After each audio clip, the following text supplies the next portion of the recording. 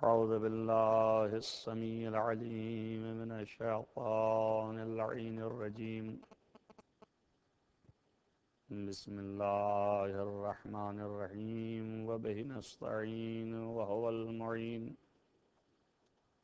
الحمد لله رب العالمين والعاقبة للمتقين والجنة للموحدين والنار للملحدين والمنكرين. الصلاة والسلام على سيد الأنبياء والمرسلين خاتم النبيين مولانا مولى الكونين جد الحسن والحسين أبي القاسم محمد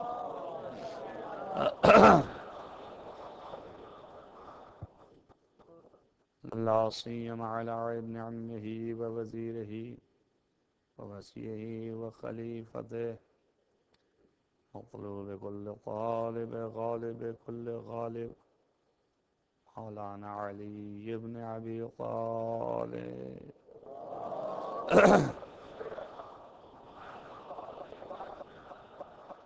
وعلى آله الطيبين الطاهرين المعصومين المظلومين الذين أذهب الله عنهم الرجس وطهرهم تطهيرا.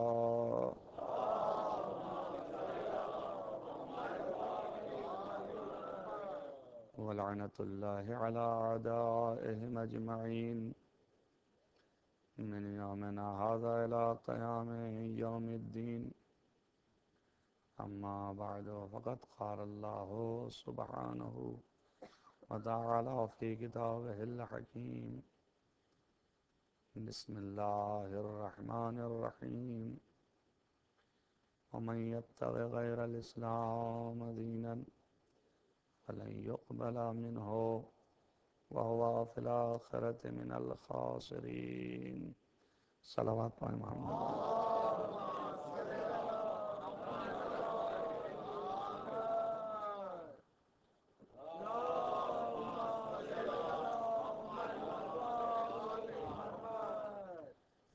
عزیزان گرامی مرتبت،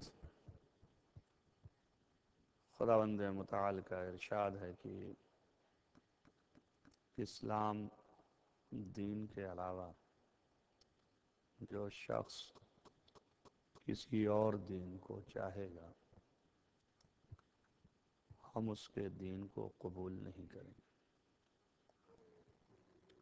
اور نہ ہی قبول نہیں کریں گے بلکہ وہ آخرت میں گھاٹا اٹھانے والوں میں سے ہوگا. 2 مجلسیں میں نے اس موضوع کے اوپر آپ کے سامنے اراد کیا اور اس بات کی طرف توجہ دلانے کی کوشش کی کہ دین کے اندر تمام تر وہ چیزیں جو خداوند متعال سے نسبت رکھتی ہیں وہ سب دین کا جز ہے. اور یہ بتایا کہ اللہ کے نزدیک ہر وہ چیز کہ جو اس نے اعلان کیا ہے اپنی کتاب میں اور اپنے نبی کے ذریعے سے لوگوں کے درمیان پہنچوایا ہے، وہ ساری چیزیں جو ہیں وہ دین ہے. چنانچہ اس نے فرمایا ہے کہ جو کچھ بھی رسول لے کے آئے اسے اخذ کرو اور جسے رسول منع کیے ہیں اس سے رک جاؤ، اس کو نہ کرو. رسول کی بھی ذات اور حیثیت اس نے واضح کی ہے کہ رسول جو بھی بولتا ہے اور کہتا ہے وہ سب اللہ کی جانب سے، خود اس کی جانب سے کچھ بھی نہیں، اور جو بھی کرتا ہے وہ سب اللہ کی جانب سے کرتا ہے۔ عمل بھی رسول کا اللہ کا عمل ہے، اور فعل بھی رسول کا اللہ کا فعل ہے، قول بھی رسول کا اللہ کا قول ہے۔ اسی سے سیرت پیغمبر مرتب ہے، اور دین و مذہب جو کچھ بھی ہے وہ قول و فعل رسول اللہ ہے۔ اس بات کی وضاحت اللہ نے متعدد مقامات پر فرمایا ہے۔ کوئی موقع ایسا نہیں ہے کہ جہاں رسول کے زبانی یا قرآنی آیات میں اس نے ان باتوں کا ذکر نہ کیا ہو۔ ایک صلوات پڑھ دیں محمد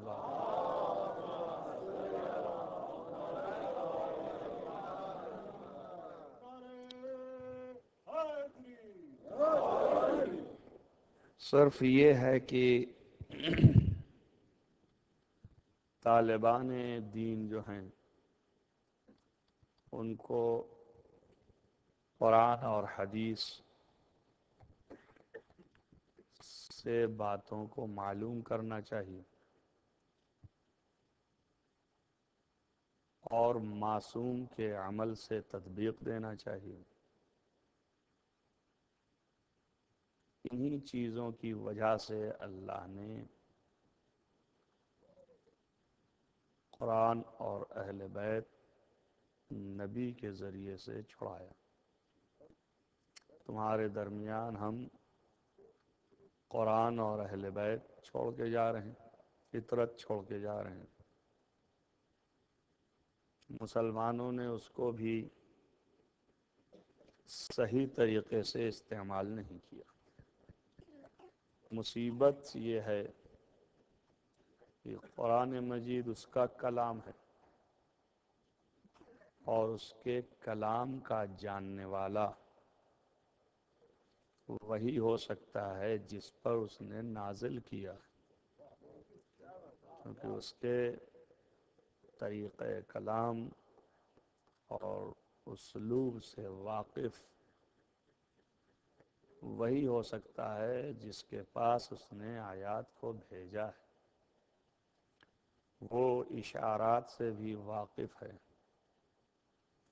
اور ساری مرادات سے بھی واقف ہے۔ قرآن کے اندر خالص لفظیں نہیں استعمال کی گئیں، لفظیں ہمیشہ استعمال کی جاتی ہیں تو مراد بیان کرنے کے لیے کہ مقصود کیا ہے خدا کا، مراد کیا ہے خدا کی، اور ان مقصودات و مرادات کہ جو خدا کی ہیں اس کے سمجھنے کے لیے کہ جو ہم سمجھے ہیں یقیناً یہی مراد ہے کہ نہیں، دو چیزوں کی ضرورت ہے کہ ہم یقین تک پہنچیں کہ خدا کی مراد یہی ہے۔ ایک تو یہ کہ ہمیں کچھ قرائن معلوم ہوں جن سے یقین پیدا ہو سکے کہ یہی مراد ہے۔ قرینہ دو طرح کا ہوتا ہے، یا کلام کے اندر رہتا ہے تو اس سے انسان سمجھتا ہے، یا متکلم سامنے ہوتا ہے تو وہ اشارہ کنایہ کرتا ہے تو سمجھ میں آتا ہے۔ اب چونکہ خدا سامنے آ نہیں سکتا تھا تو اس نے کلام تو کیا، لیکن کلام کا قرینہ جو اشاروں اور کنایوں کا ہے ویسی ذاتوں کو مقرر کیا کہ ان کے اشارے اور کنائے اللہ کی مراد کو ظاہر کریں،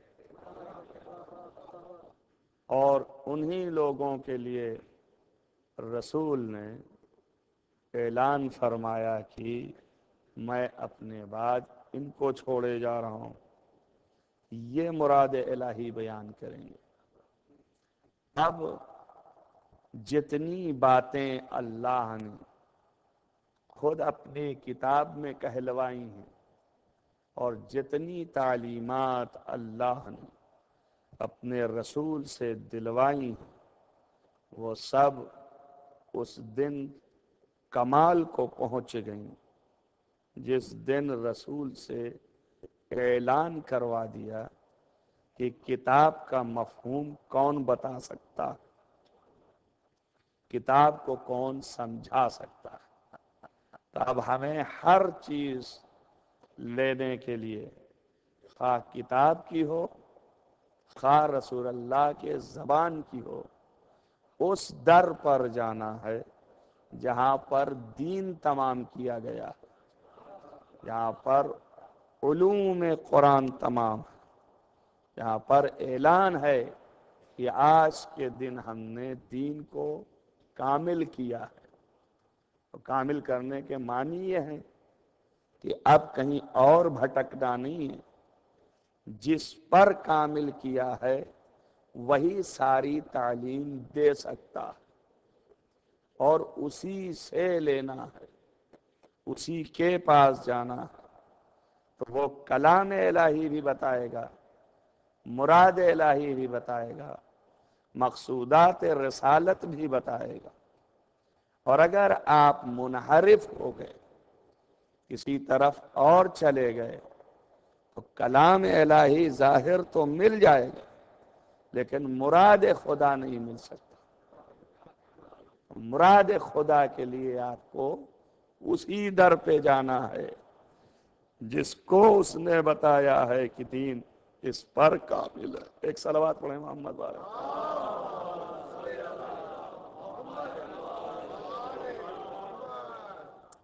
اور اللہ نے صرف اتنا ہی نہیں، جو موضوع ہے، گفتگو ہے آپ کے سامنے، اسی کو آپ مد نظر رکھتے ہوئے دیکھیں کہ چونکہ دماغ میں، ذہن میں مسلمان کے جب یہ فکر پیدا کر دی کہ اللہ مقدس ہے، اللہ عظیم ہے، اللہ بزرگ ہے، اللہ بالا تر ہے، اور حقیقت بھی یہی ہے، تو میرا فرض اس پر ہے کہ جو لوگ اسلام مانتے ہیں، جو لوگ قرآن مانتے ہیں، جو لوگ خدا مانتے ہیں، ان کے اعتبار سے اب ذہنوں میں فکر تو یہی ہے کہ اللہ بالا ہے، اللہ مقدس ہے، اللہ جو ہے وہ بلند تر ہے۔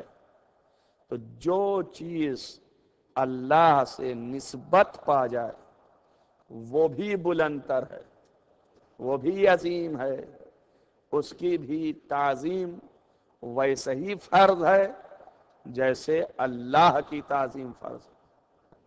اور یہ تعظیم کیونکہ نسبت الہی متحقق ہے، لہذا عبادت ہے، عبادت کے زمرے سے ہے۔ جو کہ مثالیں دی تھیں آپ کے سامنے، روشن کیا تھا کہ نسبت اللہ نے دیا کعبے کو اپنے گھر کے طرف، کہ بیت اللہ ہے، اللہ کا گھر ہے، اللہ مقدس ہے، اللہ بزرگ ہے، اللہ صاحب تعظیم ہے، لہذا اس گھر کی بھی عظمت ہو گئی اور گھر بھی قابل تعظیم ہو گیا۔ ورنہ یہ گھر کی کون سی حیثیت تھی؟ ایک جگہ ہے جہاں چند مٹیوں کی چیزیں ہیں اور چند پتھر ہیں، ہر نسبت کی بنیاد پر وہ مقام بھی بلند ہے اور وہ مٹی اور پتھر بھی بلند ہیں، ان کی بھی عظمت آپ کے لیے کہ آپ ان کو بھی تعظیم کریں محض اس لیے سے کہ نسبت. اسی طرح عرش کی طرف نسبت دیا اپنی جانب کہ عرش ہمارا ہے، تخت ہے، اب اس کی طرف نسبت ہوئی تو ہم اس کو قابل تعظیم سمجھے. خلاصہ یہ ہے، اس کا مقصد یہ ہے کہ ہر وہ چیز جس کی نسبت خدا سے ہو جائے. یہ قرآن خود ایسے تو وہی مجموعہ ہے نا جو عربی الگ سے آپ پڑھتے ہیں، الفاظ تو وہی ہیں، حروف بھی وہی ہیں، کوئی نئے حرف اللہ نے ایجاد تو نہیں کیا، یا نئے الفاظ قرآن کے لیے اللہ نے الگ سے ایجاد تو نہیں کیا. وہی حروف ہیں جو جاہلی عرب پڑھتے تھے، وہی الفاظ ہیں جو اس دور کے کافرین دیکھتے تھے، وہی جملے بھی ہیں جو اس دور میں مستعمل تھے، مگر اللہ نے اپنی طرف نسبت دے کے اور اپنا کلام کہہ کے بھیج دیا. تو اب وہی حروف، وہی الفاظ اتنا زیادہ قابل تعظیم ہو گئے کہ ایسے چاہیے جتنا چھوئیے اور جتنا مس کیجیے، لیکن جب قرآن سامنے آئے تو بغیر وضو کے مس نہیں کر سکتے. کیا ضرورت تھی تعظیم کی؟ حروف تو وہی ہیں نا، الفاظ تو وہی ہیں، اللہ نے بدلا تو نہیں ہے. جو عرب استعمال کرتے تھے اور حروف لے آئے تھے، مگر جب اس کی طرف نسبت ہو گئی تو نسبت کی وجہ سے قابل تعظیم ہو گیا. اور خالص اتنا ہی نہیں بلکہ نسبت کی وجہ سے تعظیم کے ساتھ ساتھ یہ ایمان بھی رکھنا ہے کہ اس کی نسبت خدا سے ہے، اور اس سے الہی تصور پیدا ہوتا ہے، الہی اس سے ہمیں شعور حاصل ہوتا ہے. لہذا نہ تنہا قابل تعظیم ہے بلکہ اس بات پر ایمان بھی رکھنا ہے. اب اگر کوئی آئے کہے نہ ہم تعظیم کریں گے اور نہ ہی ایمان لائیں گے اس کے اوپر، تو ظاہر ہے کہ مسلمان نہیں. حروف پر ایمان ہے ہمارا، جو اس لیے کہ عربی کے الفاظ ہیں، عربی کے حروف ہیں، لیکن ہمارا اس پر ایمان نہیں ہے کہ اللہ کی طرف نسبت ہے اس کی، اللہ سے اس سے شعور پیدا ہوتا ہے، اللہ کی معرفت کا ذریعہ ہے اور یہ قابل تعظیم ہے. اگر اس پر ایمان نہ لے آئے تو ظاہر ہے کہ دائرہ اسلام میں اس کی کوئی جگہ نہیں ہے. اور نسبت کی وجہ سے قابل تعظیم بھی ہے اور قابل ایمان بھی ہے. اگر ایمان نہ رکھیں آپ تو آپ مومن نہیں ہوں گے، اس کا کچھ نہیں بگڑے گا. تو ایک بات یہ سمجھ میں آ رہی ہے کہ نسبت اگر لگ جائے اللہ کی طرف تو قابل تعظیم بھی ہے اور قابل ایمان بھی ہے. یہ تو الفاظ اور حروف کی باتیں ہیں. اب اگر کسی فعل کو، کسی عمل کو اللہ اپنی طرف نسبت دے دے تو وہ عمل بھی قابل تعظیم ہے اور وہ صاحب فعل بھی قابل ایمان ہے.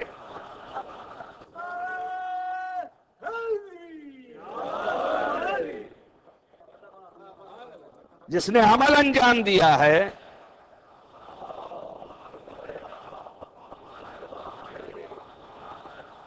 نسبت اللہ نے اپنی طرف لے لیا، اس کے فعل کی نسبت ہماری طرف ہے، اس کا فعل اس کا نہیں ہے، میرا، تو قابل تعظیم ہے نا. اور ایمان بھی رکھنا ہے. اب آپ سوچیں اور غور کریں اس پر کہ یہ بلند شخصیتیں جو اس درجے پر پہنچتی ہیں کہ جن کے اعمال کو خدا اپنا عمل کہنے لگے، تو اب مسلمان کے پاس چارہ نہیں ہے کہ وہ اس عمل پر بھی ایمان لے آئے اور جس کی طرف اللہ نے نسبت دیا ہے اس کی تعظیم بھی کرے، چارہ ہی نہیں ہے۔ تو آپ دیکھیں جب اللہ نے یہ کھلا ہوا تصور اسلامی ہمارے سامنے رکھا ہے، ایمانی تصور رکھا ہے، تو اب اس چیز کے خلاف اگر ہم جائیں تو اس کے معنی یہ ہیں کہ خدا کی تعلیم قبول نہیں کر رہے ہیں، اس کی مخالفت کر رہے ہیں۔ اب اگر اس نے کسی کے فعل کو کہا ہے کہ یہ عمل اس نے نہیں انجام دیا، ہم نے انجام دیا ہے، تو قابل تعظیم وہ شخص بھی ہوا، اور اس پر عمل کا جو معاملہ ہے اس پر ایمان شرط ہے۔ اب یہ جو مدد کی ہے رسول اللہ کی، اس طرح سے کھل کے مدد کی ہے کہ اللہ نے اعلان کیا کہ یہ مدد میں نے کی ہے تمہاری، اور تاریخوں نے اعلان کیا کہ یہ مدد ابو طالب نے کی ہے۔ تو اب قاعدہ یہ کہتا ہے کہ جس نے عمل کیا ہے وہ قابل تعظیم ہو گیا، اور اس کے عمل پر ایمان رکھنا آپ کے اوپر فرض ہو گیا۔ صلوات محمد وآل محمد۔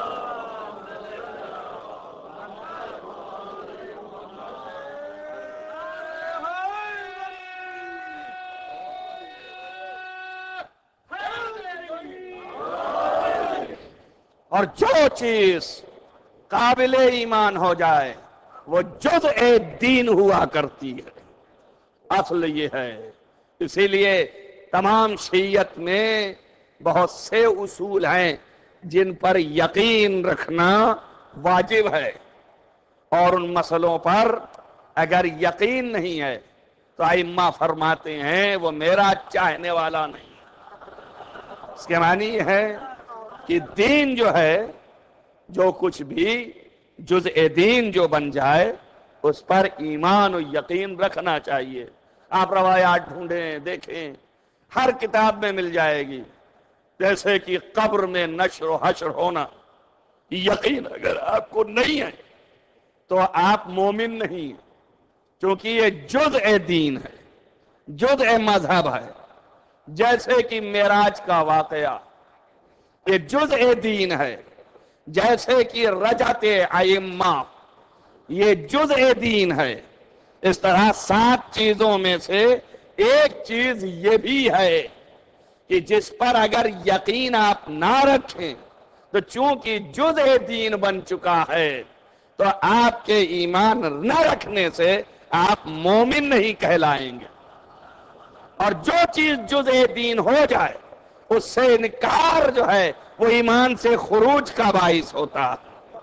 اسی لیے زور دے رہے ہیں سارے ائمہ کہ یہ ابو الائمہ ہیں، ان کے ایمان میں اگر کمی ڈھونڈ رہے ہیں آپ تو آپ کا ایمان کم ہے، وہاں تو وہ قابل تعظیم ہے، اور اللہ جس کی عظمت بڑھا دے اور خود تعظیم کرنے لگے، بھئی دوسروں کے لیے الفاظ کہے جاتے ہیں تو حکم ہوتا ہے کہ یہ قابل تعظیم ہیں، لیکن جب کسی کی حیثیت کو اتنا بڑھائے کہ اپنے سے نسبت دے دے تو گویا وہ خود اس کی عظمت کر رہا ہے۔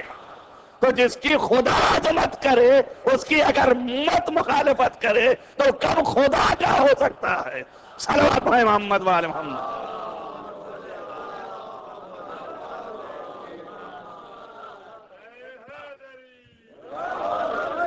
ایک صلوات اور پڑھیں۔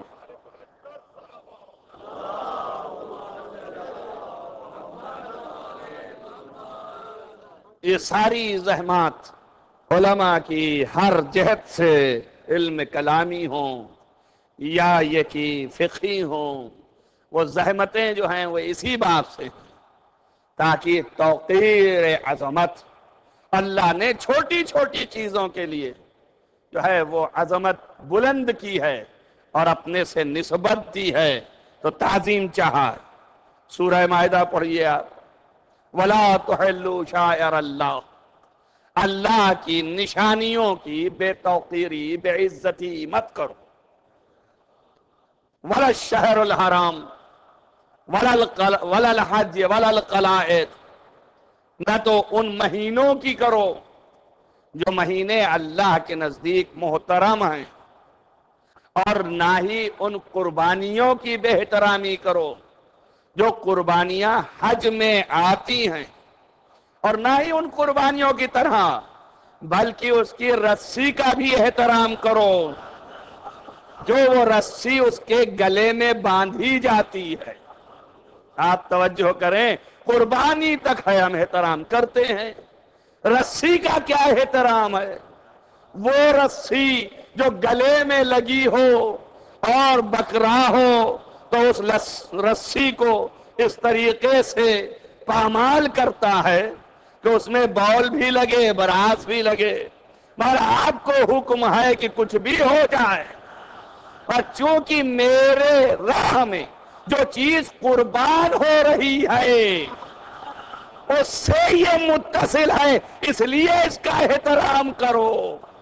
تو ایک بات یہ بھی سمجھ میں آ گئی کہ اگر راہ خدا میں کوئی چیز قربان ہو اور اس سے کوئی چیز متصل ہو تو چاہے جو بھی ہو قابل احترام ہے۔ اب اگر کسی نے اس کی احترام سے انکار کیا اور کسی نے اس کا احترام نہیں کیا تو پھر اس کے معنی یہ ہے کہ اس نے اپنے خروج کا اعلان کیا، حکم قرآن پر عمل نہیں کیا۔ وَلَا الْعَامِّينَ الْبَيْتِ، اور جو گھروں کے، ایسے ایک نہیں ہمارے اور آپ کے، بلکہ اللہ کے گھر جو کہ بیت اللہ ہے، اس کے طواف کرنے والے ہیں، ان کا بھی احترام کرو، بد احترامی سے پیش مت آؤ۔ آپ سوچیں کہ عام طواف کرنے والوں کی بات ہو رہی ہے کہ جو طواف کریں ہمارے گھر میں اور طواف کے لیے آئیں، ان کا بھی احترام کرو، ان کے ساتھ بھی بے احترامی سے پیش نہ ہو۔ طواف کے لیے آ رہا ہے کوئی بھی ہے، ظاہر میں تو اسلام کا اعلان کر رہا ہے، ظاہر میں کلمہ پڑھ رہا ہے، ظاہر میں تو طواف کے لیے آیا ہے، لہذا میرے گھر سے اب اس نے نسبت پا لی ہے۔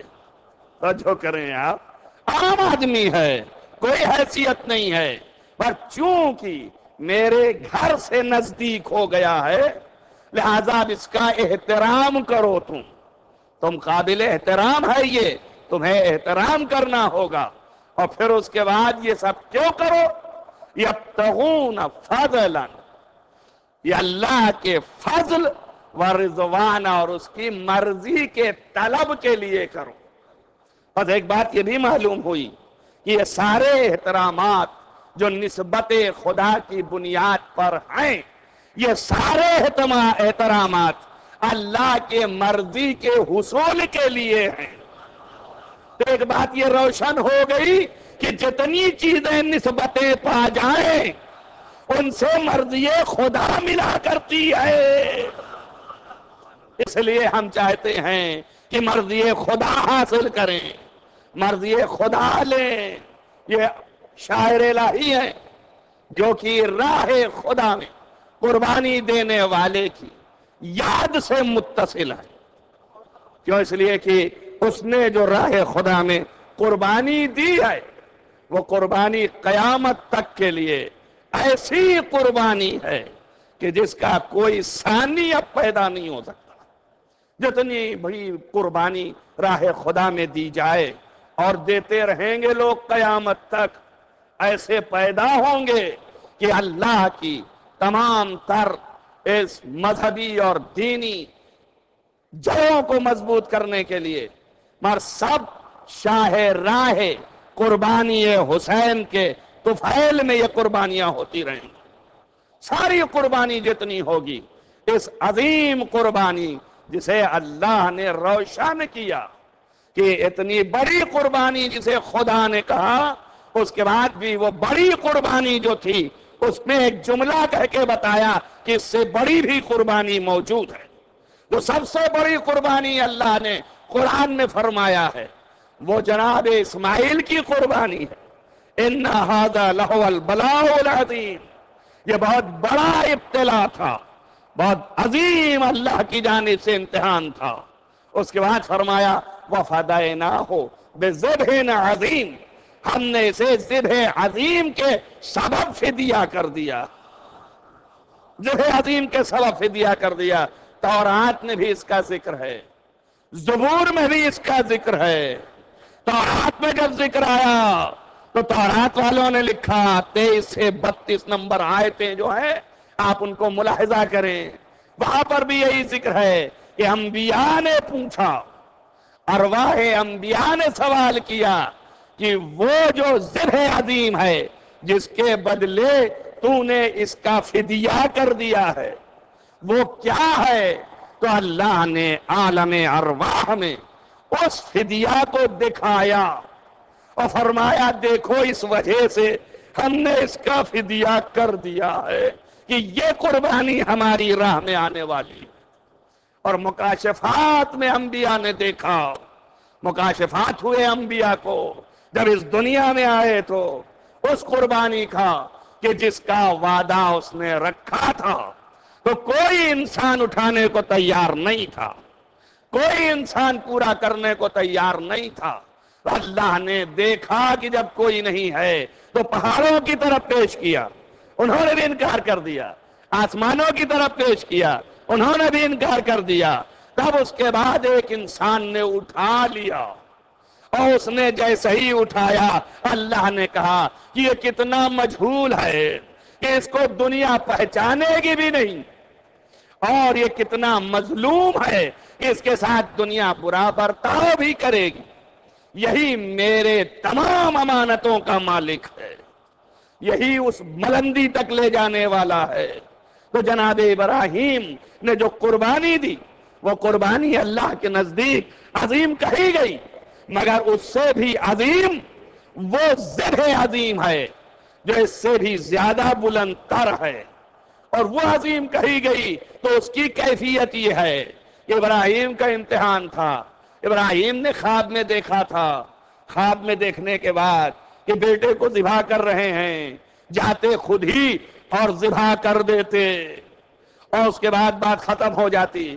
لیکن اپنے لڑکے سے کہا کہ میں نے ایسا خواب دیکھا ہے، تم بتاؤ تمہاری رائے کیا ہے؟ تو بیٹے نے جواب میں کہا کہ جو آپ کو حکم دیا گیا ہے اسے آپ کر گزریے، اسے آپ پورا کیجئے. تو اب یہ کیا ضرورت تھی کہنے کی؟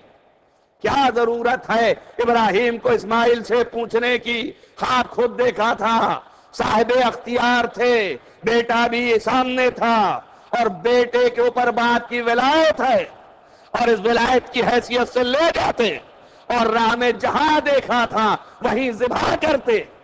لیکن نہ ذبح کر کے ابراہیم نے اسماعیل سے سوال کر کے دنیا کو بتایا کہ اگر میں بغیر پوچھے ذبح کرتا تو یہ کارنامہ میرا تنہا ہوتا، لیکن اسماعیل سے جب پوچھ لیا تو اب دونوں کے کارنامے ہو گئے.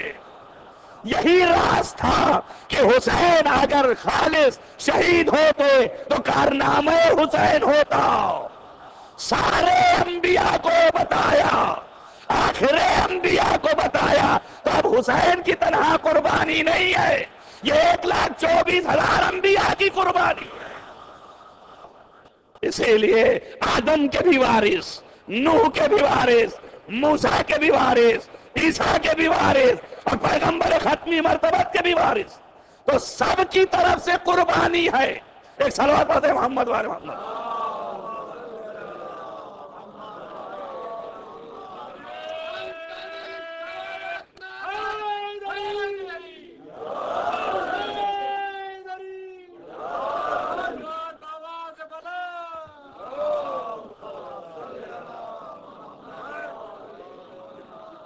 اتنا مقدمہ تھا اس قربانی کے لیے کہ 1,24,000 انبیاء کی جانب سے قربانی ہے. تو میں یہی پوچھنا چاہتا ہوں کہ جب ایک قربانی خالص نبی دے اور کسی نبی کی نہ ہو، صرف ایک نبی کی قربانی ہو، تو اس قربانی کا صلہ یہ ہو کہ اللہ قیامت تک اس کی یاد برقرار رکھے. تو کیا اب اللہ پر فرض نہیں ہے 1,24,000 انبیاء کی قربانی کے بدلے جو قربانی ہو رہی ہے اب اس کو باقی نہ رکھے؟ اور جب اس نے وہاں پر جہاں قربانی ہوئی ان چیزوں کو محفوظ کروا دیا تاکہ ان سے شعور قربانی پیدا ہو اور شعور قربانی سے میری اطاعت کا جذبہ دکھائی دے، تو جب ایک کے لیے اتنا کیا ہے تو 1,24,000 کے لیے اگر کیا جائے تو یہ دین و فطرت خدا بندی ہوگی۔ صلوات محمد والے محمد۔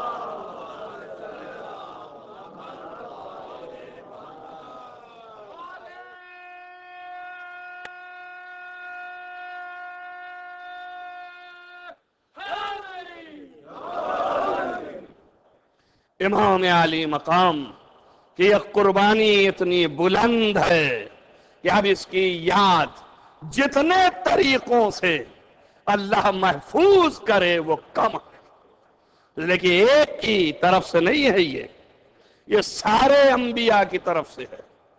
عقلاء عالم اس بات کو اتفاق سے مانتے ہیں کہ ہر عمل کا اثر روح کے اوپر ضرور پڑتا ہے۔ اب آپ سوچئے اگر انبیاء زندہ نہیں ہیں، بظاہر دنیا میں موجود نہیں ہیں، جسم بشری کی کیفیت میں نہیں ہے، مگر عالم روح و انوار میں ہے کہ نہیں ہے؟ اگر مسلمان ہے تو اس کا عقیدہ ہے نا یہ جب عالم روح و انوار میں ہے تو جتنا عمل یہاں ہو رہا ہے روح کے اوپر اثر پڑ رہا ہے۔ تو جتنی روایتیں یہاں کے سامنے آتی ہیں کہ جب امام امتحان کے لیے کھڑے ہوتے ہیں تو انبیاء صف در صف آ جاتے ہیں، یہ روحانی کیفیتوں میں آ کے وہ داد دینے آتے ہیں کہ وہ کام کیا تو نے کہ جو ہم نہ کر سکے۔ ایک صلوات پڑھیں محمد والے محمد۔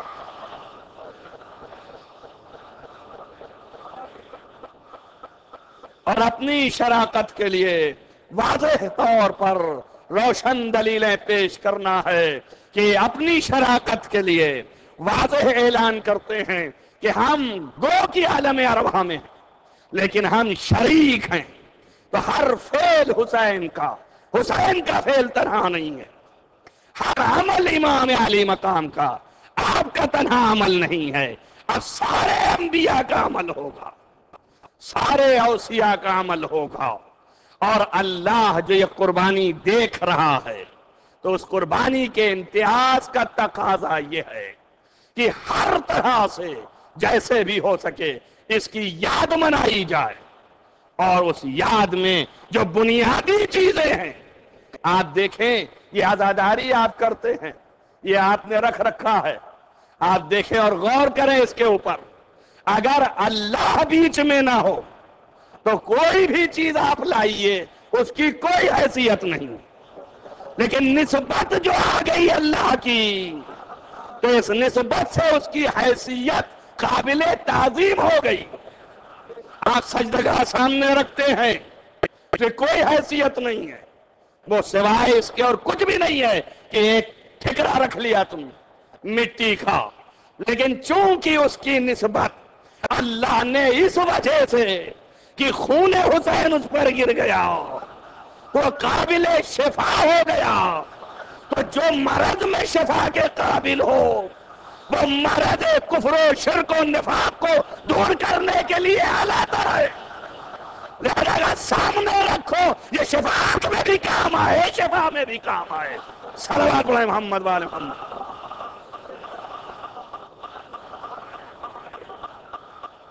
کیوں؟ اس لیے کہ حسین کا خون خون الہی ہے۔ سلام ہو آپ پر یا سار اللہ وابنا سارے، خون حسین خون خدا، اور ظاہر ہے کہ خدا کے جسم کہاں، خدا کے ظاہری خون کہاں، مگر جب نسبت دیا اللہ، سوائے نسبت کی اور کیا ہے؟ صرف نسبت ہے اور کچھ بھی نہیں۔ وہ اللہ نہ خدا جسم والا ہے، نہ گوشت والا ہے، نہ اس کے پاس کچھ ہے، خون کہاں سے آ سکتا ہے؟ اور اس نے اپنا خون جب کہا تو نسبت دینے کے لیے کہ یہ خون حسین نہیں ہے، یہ خون خدا ہے۔ اب جب خدا کا خون بن گیا تو جہاں پر وہ ریزش آ گئی وہ چیز قابل تعظیم ہو گئی. کربلا قابل تعظیم بن گیا. توجہ کریں آپ، نسبت سے، خون کی نسبت سے. اور ظاہر ہے کہ ایسا ہی نسبت دے دیا جائے لفظ سے تنہا تو عظمت ہو جائے. تو جہاں خون کی نسبت دی جا رہی ہو اس کی عظمت دوبالا ہو جائے. عظمت سامنے ہے. آپ دیکھیں کہ یہ نسبت ہو جانے کی وجہ سے، لہذا ہر وہ چیز جس میں بیچ میں خدا ہے اور اس سے اتصال ہے وہ عبادت. فطرت بھی کچھ ایسی ہوتی ہے کہ فطرت کے مطابق آپ روتے ہیں. یہ رونا کس لیے ہے؟ آپ کو رونے کی کیا ضرورت ہے؟ آپ دیکھیے، علماء سے پوچھیے، نماز کے اندر اگر آپ کوئی فعل نماز سے ہٹ کر کے انجام دیں تو نماز باطل ہو جاتی ہے. رونا کوئی فعل نماز نہیں ہے تو نماز باطل ہو جانا چاہیے. لیکن اگر تم اللہ کی یاد میں نماز میں رو رہے ہو تو نماز کی عظمت بلند ہوتی ہے، باطل نہیں ہوتی. لیکن اگر وہیں پر اپنی دولت کو یاد کر کے رو رہے ہو، توجہ کریں آپ، تو نماز باطل ہو جائے گی. پھر نماز نہیں رہے گی. معلوم ہوا وہی پھیلا آپ انجام دے رہے ہیں. کیا کر رہے ہیں؟ نماز پڑھ رہے ہیں. ارے نماز کہاں پڑھ رہے تھے؟ رو کیوں رہے ہیں؟ تو کیا کروں، میرا جوان بیٹا مارا گیا اس لیے اللہ سے رو رہا ہوں. میں اس لیے رو رہا ہوں، میری دولت چھن گئی اس لیے رو رہا ہوں. اللہ کے سامنے آپ اس نسبت سے گریا کریں کہ تو مالک و کونین ہے، تو ہی میرا دیکھنے والا ہے، تو ہی جانچنے والا ہے. یہ دنیا و ما فیہا عرض ہے، یہ کچھ بھی نہیں ہے، صرف تیرے سامنے ہوں. جب خدا کا یہ تصور کر کے آنکھ سے آنکھوں نکل آئے تو آپ کی نماز معراج کو پہنچ جائے گی. لیکن جہاں دنیا کے تصور سے نکلا غیر خدا میں چلا گیا، جیسے ہی غیر خدا میں گیا نسبت بدل گئی. جب نسبت بدلی تو اب احترام نہیں، نماز باطل ہے. توجہ کریں آپ. بس معلوم یہ ہوا کہ ہر وہ چیز جو فطرت ہے، فطرت کے مطابق بھی ہونے کے ساتھ ساتھ اگر غیر الہی تصور ہے تو وہ باطل ہے. لیکن اگر الوہی تصور ہے تو وہ باطل نہیں ہے. اب اگر حسین کے مظلومیت پر آپ رو رہے ہیں تو یہ رونا اس بات کا نہیں ہے کہ تنہا یہ مظلوم ہیں. رونا اس بات کا ہے کہ اتنے عظیم انسان کو اس اللہ نے پیدا کیا تھا، اور کیا کہنا تیری راہ میں کیسی اس نے قربانی دی ہے. اور کاش ہم بھی ہوتے تو ان کے ساتھ یہی قربانی میں شریک ہو کر کے وہی عظمت حاصل کر لیتے جو انہوں نے حاصل کیا. صلوات محمد وآل محمد.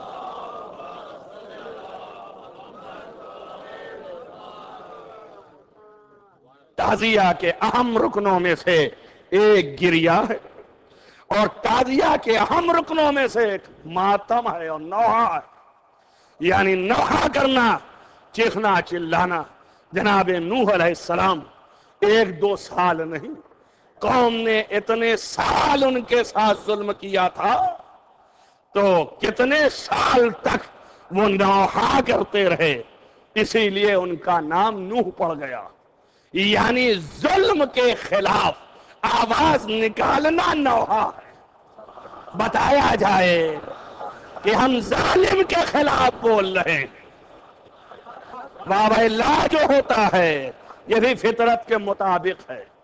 اللہ نے کوئی چیز ایسی نہیں رکھی ہے. آپ ماتم کرتے ہیں تو ماتم کرتے ہیں خوشیاں تھوڑی. کوئی اپنے جسم کو پیٹے ڈالتا ہے. یہی دیکھے دنیا کہ ہم کسی اور کو کوئی گزند نہیں پہنچاتے. بھائی ظالم کو ڈھونڈ کے پیٹنا چاہیے ہمیں، لیکن ہم ظالم کو نہیں پیٹ رہے ہیں. ہم ابھی بھی اپنی مظلومیت کا اعلان کر رہے ہیں. یہ ابھی بھی بتا رہے ہیں کہ ہم اتنے مظلوم ہیں، موقع ابھی تک نہیں فراہم ہوا. اس لیے کہ ہم کسی کے انتظار میں ہیں کہ جب وہ آئے گا تو وہ موقع فراہم جب ہوگا تو وہ بدلا لے گا. ہم تو ویسے کہ ویسے مظلوم ہیں اور مظلومیت کا اعلان کر رہے ہیں. اور پھر اس کے بعد جو فطری ہے وہ دیکھیں آپ کہ تمام تاریخوں نے لکھا پیغمبر ختمی مرتبت کا خوبصورت بچہ حضرت ابراہیم علیہ السلام جو رسول اللہ کے آخری بیٹے تھے، جب ان کو اللہ نے مقام امتحان محمد عربی میں ان کو اٹھا لیا تو رسول اللہ نے غسل و کفن دلوا کے تدفین کے لیے چلے تو صحابہ نے دیکھا کہ آنکھوں سے آنسو ٹپک رہے ہیں۔ تمام تاریخیں شاہد ہیں، اہل سنت والجماعت کی معروف کتابوں میں موجود ہے۔ تو پوچھا اتبکی یا رسول اللہ، اے رسول اللہ کیا آپ رو رہے ہیں؟ آپ نے فرمایا لا واللہ، خدا کی قسم میں نہیں رو رہا ہوں، ان القلب لیحزن، یہ میرا دل رو رہا ہے۔ تو ایک بات معلوم ہو گئی کہ نبی جو سید المرسلین ہے اور وہ اولاد کہ جس اولاد سے کوئی چیز وابستہ نہیں ہے، سمجھو میری بات کو، اس کے لیے نبی کا دل متاثر ہے جس سے خود رسول وابستہ ہے۔ جب وہ دنیا سے اٹھے گا تو رسول کس قدر رویا ہوگا۔ ساری زندگی روتے رہے، جب بھی دیکھا گیا کہ امام حسین کو سامنے دیکھا فوراً گریا کرنے لگے، فوراً رونے لگے۔ ماتم کی تاریخیں شاہد ہیں کہ جب سید الشہداء حضرت حمزہ شہید ہو گئے تو حضرت زہرا سلام اللہ علیہا آپ مقتل میں تشریف لے آئیں اور اپنے باپ کے چچا پر گریا بھی کیا اور ماتم بھی کیا۔ عورتوں کا دستور تھا اس زمانے میں جو آج نہیں ہوتا، اور عربوں میں ابھی بھی تھوڑا بہت ہے، خالص ماتم سینے پہ نہیں ہوتے تھے، بلکہ علامت تعزیہ میں یہ تھا کہ اپنے چہروں کے اوپر بھی خراش ڈالتے تھے، چہروں پہ خراش ڈالتے تھے، اس سے اظہار کرتے تھے کہ ہم صاحب عزا ہیں۔ آج بھی ہے ان کے دستوروں میں، بعض جگہ ابھی بھی عمل ہوتا، تو معلوم یہ ہوا کہ یہ ایک فطری عمل ہے جو کہ یہ عمل ہوا اور نبی نے نہیں روکا۔ نہ روکنا اس بات کی دلیل ہے کہ یہ سیرت پیغمبر بن گیا، لہذا ہم اس لیے کرتے ہیں، اس لیے مانتے ہیں، اس لیے عمل کرتے ہیں۔ آپ دیکھیں رسول اکرم صلی اللہ علیہ وآلہ وسلم دور ہے اورنگزیب کا، اور اورنگزیب کے زمانے میں بہت سے بدعنوانیاں ایسی بہت سی ہوئی ہیں جو شیعوں کے ساتھ، جہاں پر تاریخ ہندوستان میں ہندوؤں کے ساتھ ظلم تھا اس بات سے کہ یہ کافر ہیں، وہاں شیعوں کے ساتھ بھی بہت ظلم تھا، اور سب سے بڑا ظلم عزاداری پہ تھا کہ عزاداری نہ ہو۔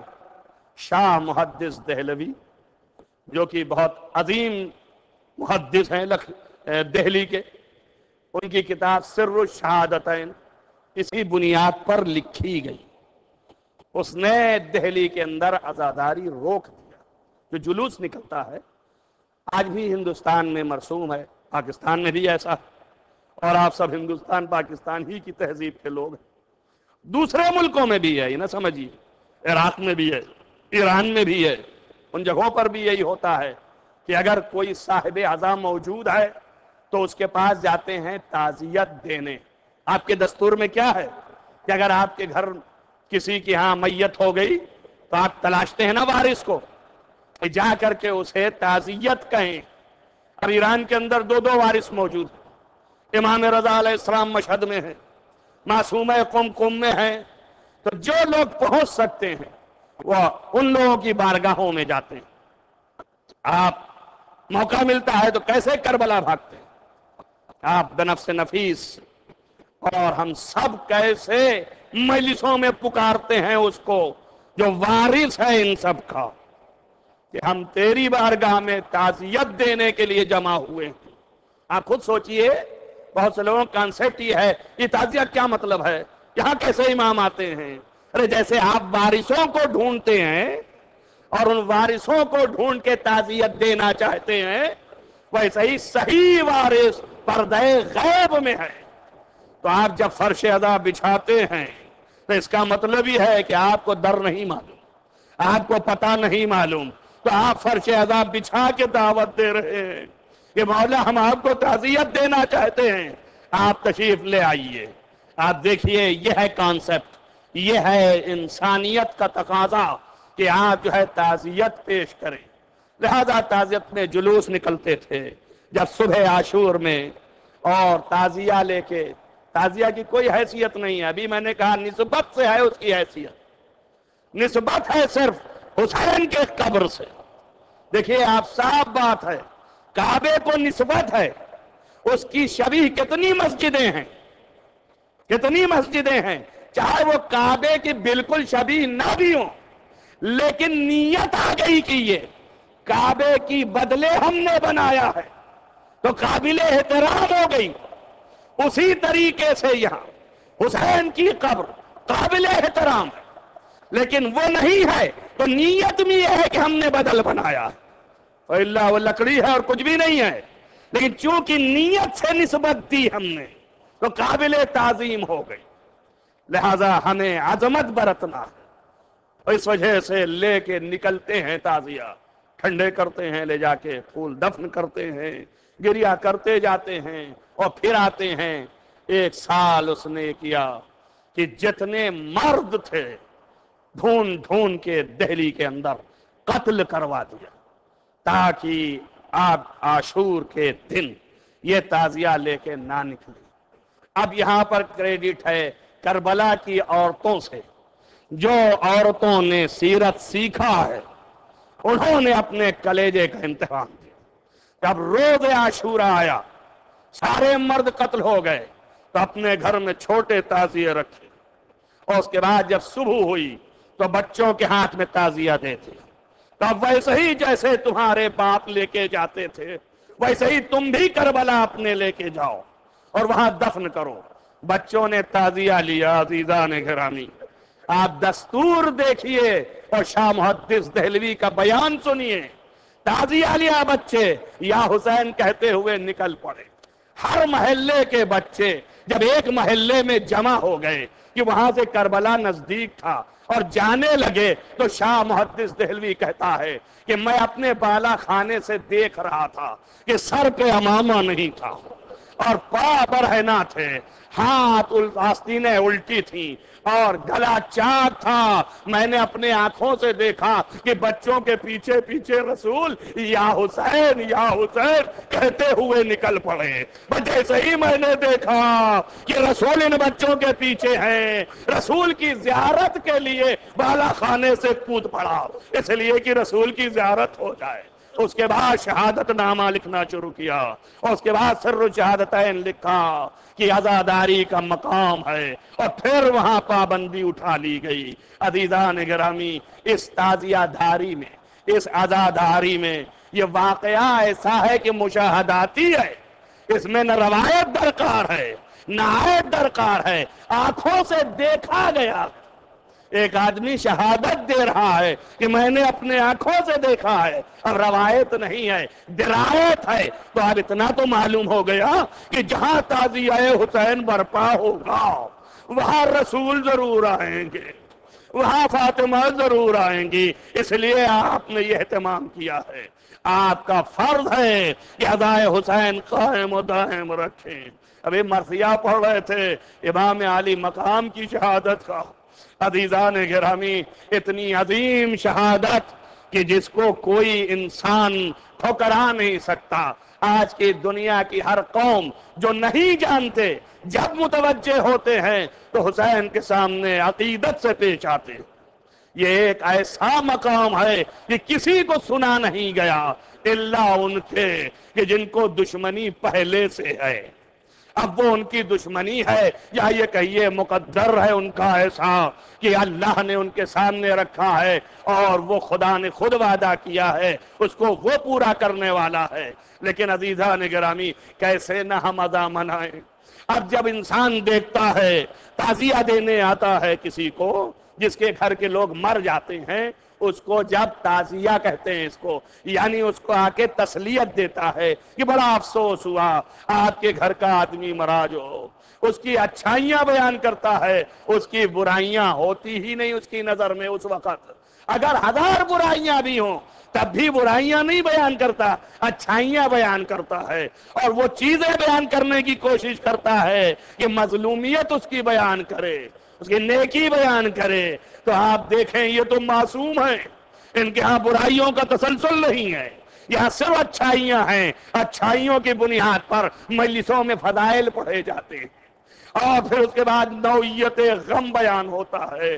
وہ منظور یہی ہوتا ہے نظروں کے سامنے معصومین ہیں، اس لیے ہم اسے عبادت کہتے ہیں، معصومین ہیں لہذا ان کے ہم پرسا دیتے ہیں اور پھر بیان کرتے ہیں۔ یہ اس لیے پرسا دے رہے ہیں کہ ہم نے اپنے آنکھوں سے دیکھا تو نہیں ہے، لیکن جو کتابوں میں لکھ کے آیا ہے آپ کے لال کو اس طرح ذبح کیا ان لوگوں نے، یا سیدہ آپ کے لال کو اس طرح ذبح کیا انہوں نے۔ عزیزان گرامی، آپ شیعہ ہیں، اسی لیے شیعوں کو امام نے سلام بھی کہا ہے اور فرمایا ہے کہ سید الساجدین جب واپس جانا تو میرے شیعوں کو سلام کہہ دینا، اور یہ بھی کہہ دینا کہ تم جب بھی پانی پینا اپنے امام کو بھی یاد کر لینا۔ عزیزو، اس کے معنی ہے کہ امام عالی مقام بہت پیاسے اٹھا لیے گئے، بہت پیاسے شہید ہوئے۔ ظالموں نے پیاس کی حالت میں مرثیہ موجود ہے، اور مرثیہ کے ساتھ ساتھ روایات ائمہ کی نص موجود ہے۔ امام زین العابدین علیہ السلام اور جناب زینب کا مرثیہ ہے، فرماتی ہیں اللہ آگاہ ہو جاؤ، قتل اخی عطشانا، میرا بھائی پیاسا قتل کیا گیا۔ عزیزو، یہ اعلان ہے پیاس کا، اور ادھر امام زمانہ کہتا ہے کہ میرا سلام ہو اس امام پر جسے پیاسا قتل کیا گیا ہے۔ اللہ اکبر۔ عزیزان گرامی، یہ ایام چل رہے ہیں صرف اس بات کے کہ اہل حرم کو شام لے جایا گیا، اور یہ قافلہ بعد شہادت امام عالی مقام جب شام کی وادیوں میں داخل ہوا، کل تک میں نے آپ کے سامنے پڑھا تھا یہاں تک، آج اس کا بیان ہے کہ دربار میں داخل ہونے سے پہلے جو 7 شب و روز قافلہ ٹھہرایا گیا، آپ دل پر ہاتھ رکھ کے سوچیں کہ جن بہنوں کا بھائی ایسے ذبح کیا گیا، جن بیٹیوں کا باپ ایسے ذبح کیا گیا، اس باپ اور بھائی اور چچا کے سر نوکے نیزہ پر ہوں۔ وہاں پر بہن سوچ رہی ہے، پلٹ کے پوچھا سید الساجدین یہ قافلہ کیوں ٹھہرایا گیا؟ فرمایا ابھی جان دربار سجایا جا رہا ہے۔ فرمایا ہو سید الساجدین کس لیے سجایا جا رہا ہے؟ فرمایا ابھی جان ہمیں آپ کو تشہیر کیا جائے گا۔ کہا بیٹا میں نہ جاؤں گی دربار میں۔ فرمایا ابھی جان اس کا فیصلہ بعد میں کیجیے۔ روایت کہتی ہے کہ جب شمر کو حکم ہوا کہ لے آؤ تو شمر نے حکم دیا اٹھو اہل بیت، تو زینب نے کہا کہ زین العابدین میں دربار میں نہ جاؤں گی، اس لیے کہ میں رسول ذاتی ہوں، میرے سر پر ردا نہیں ہے، میں علی کی بیٹی ہوں، میں فاطمہ کی جائی ہوں، میرے سر پر ردا نہیں ہے بیٹا، میں کیسے جاؤں گی؟ یزید کا سامنا ہوگا۔ فرمایا پوپی جان جانا نہ جانے کا فیصلہ بعد میں کریں، آپ پہلے سر اٹھا کے دیکھے۔ جو سر اٹھایا زینب نے تو کیا دیکھا کہ بھائی کے لب ہلے، اے بہن ایسے ہی چلی جاؤ، امتحان کا مقام ہے۔ بس زینب اولیاء کھڑی ہو گئی، چلی گئی۔ عزیزو، روایت کے فطرے ہیں کہ جب دربار میں پہنچی آپ تو آپ کو ایک جگہ پر کھڑا کیا گیا، بیویوں نے گھیرے میں لیا تھا، شمر ظالم آگے بڑھ کر کے ایک ایک بیویوں کو ہٹانا شروع کیا، اسی درمیان تعارف بھی شروع کیا، ایک ایک کو بتانا شروع کیا کہ یہ حسین کی زوجہ ہے، ان کا جوان کڑی الجوان تھا۔ یزید نے دیکھنا شروع کیا، کہا یہ حسین کی دوسری زوجہ ہے جن کا 6 مہینے کا بچہ میدان کربلا میں شہید ہو گیا، یہ حسن کی زوجہ ہے، یہ اصحاب کی بیویاں ہیں۔ اور اس کے بعد یزید نے خود پوچھا کہ وہ بیوی کون ہے جس کے ارد گرد کچھ بیویاں ہیں؟ فرمایا یہ علی مرتضیٰ کی بیٹی ہے، یہ شہزادی کونین کی شہزادی ہے، رسول کی نواسی ہے، زینب کبریٰ نام ہے۔ جیسے ہی کہا یزید نے کہا شمر میں دیکھ نہیں پا رہا ہوں۔ روایت میں ہے کہ شمر آگے بڑھا، ملعون عورتوں کو تازیانوں سے جدا کرنے لگا۔ ایک معظمہ زینب کے سامنے کھڑی ہو گئی، کہا میں نہ ہٹوں گی۔ شمر نے کہا ہٹ جا ورنہ میں تیرے اوپر تازیانے برسا دوں گا۔ کہا نہیں ہٹوں گی۔ شمر نے کہا اپنی ضعیفی اور پیری پر رحم کر، یہاں سے دور ہٹ۔ فضہ نے کہا نہیں ہو سکتا۔ ایک مرتبہ اپنا تازیانہ لہلہایا، فضہ نے دیکھا 400 سپاہی یزید کے دربار میں حبش کے کھڑے تھے، پکارا اے قوم والو، تم کو ذرہ برابر حمیت نہیں کہ تمہارے قوم کی ایک عورت اس پر ظالم یہ تیغ اٹھائے اور اس طرح تازیانہ دکھائے۔ جیسے ہی یہ کہا سب نے اپنی تلواریں نیام سے نکالی، کہا یزید اس کو روک دے ورنہ ابھی خون کی ندیاں بہہ جائیں گی۔ یزید نے روکا، زینب نے حسرت سے دیکھا، ایک مرتبہ مدینے کا رخ کیا، کہا اے میرے نانا آپ پر لاکھوں سلام، آپ کے گھر کی کنیزوں کے تمہیں مددگار اور آپ کی بیٹیاں ہیں جو اس طرح سے کھڑی ہیں، جو اس طرح سے لائی گئی ہیں۔ جزاکم اللہ، جزاکم اللہ۔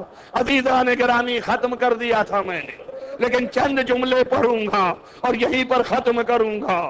عزیزوں لکھا ہی ہے کہ جب اس بات سے فارغ ہوا تو ایک بچی کی طرف نگاہ کیا، پوچھا یہ کون ہے؟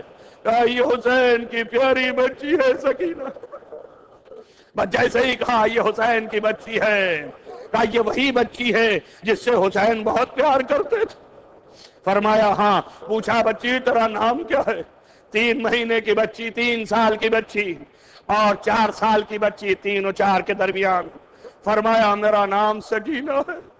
کہا تو اپنے باپ سے پیار کرتی ہے؟ کہا یقیناً بہت چاہتی ہوں اپنے باپ کو۔ کہا مگر تیرا باپ تجھے نہیں چاہتا؟ کہا یزید ایسا مت کہا، میرا باپ مجھے بہت چاہتا ہے۔ عزیزوں درمیان گفتگو میں بچی کبھی پیر اٹھائے اور کبھی پیر نیچے رکھے۔ یزید نے پوچھا سبب کیا ہے؟ کہا دیکھ نہیں رہا ہے ایک ہی رسن میں سب کے ہاتھ بندھے ہیں، میرا گلا بندھا ہے اور اتنی کس کے بندھا ہے کہ یہاں رسن کے نشانات ہیں۔ عزیزوں سب نے غور سے دیکھا ہوگا لیکن یزید نے پھر بھی کوئی آواز نہ دی۔ میں اتنا کہا کہ بتا تیرا بابا تجھ سے کیوں نہیں ملنے آیا؟ اگر تجھے چاہتا ہے کہ یزید میرا بابا کربلا میں، اگر یہاں ہوتا تو ضرور ملنے آتا۔ اپنی چھڑی سے اپنے تخت کے نیچے جو تشت طلا میں سر تھا کھینچا اور کھینچنے کے بعد چھڑی سے اس نے اس کا پردہ ہٹایا۔ بچی نے جیسے ہی باپ کا سر دیکھا فرمایا بابا سلام ہو، یہ بچی آپ کے انتظار میں ہے۔ یزید نے کہا تب مانوں گا کہ تیرا باپ بڑی محبت کرتا تھا جب یہ سر تیرے پاس پہنچ جائے۔ عزیزوں لکھا ہے کہ بچی نے پھٹے دامن اٹھائے، آواز دیا بابا، اے میرے بابا یزید محبت کا امتحان لے رہا ہے۔ عزیزوں بچی فریاد کرنے لگی، سر تشت طلا سے اٹھا، جیسے ہی اوپر آیا بچی نے پھٹے دامن میں رکھ لیا، منہ پہ منہ رکھ دیا، فرمایا بابا ظالموں نے بڑے تازیانے لگائے، اے بابا بہت تماچے مارے، اے بابا برداشت نہیں ہے۔ آواز آئی بیٹا صبر کر لو چند دن کی مشکلیں، سيعلم الذين ظلموا أن ينقلبوا. اللهم إني أسألك بحق فاطمة وعبي وبالحا وبني وسر المستودع فيه أن تصلي على محمد وآل محمد مبارک یہ واسطہ ہے محمد وآل محمد۔ معبود گناہان کبیرہ و صغیرہ عفو فرما، نیک اعمال کی توفیق عنایت فرما۔ بار الہ تجھے واسطہ ہے محمد وآل محمد، اس مختصر سی عبادت کو قبول فرما۔ بار الہ جہاں جہاں بھی محبان آل محمد ان کو حفظ و امان میں رکھ. بارلا خصوصاً جہاں جہاں بھی محبان آل محمد مرحوم ان کو جوار معصوم نے جگہ عنایت فرما. خصوصاً اس امام بارگاہ کے تمام مرحومین کو جوار معصوم نے سب فرما. بارلا تجھے واسطہ محمد و آل محمد کہ تمام مریضوں کو شفا عاجل کامل عنایت فرما. خصوصاً اس امام بارگاہ کے جو مریض ہیں ان کو شفا عاجل کامل عنایت فرما. بار الہ تجھے واسطہ ہے ہم سب کے دلوں میں ولائے آل محمد کو جاگزیں فرما.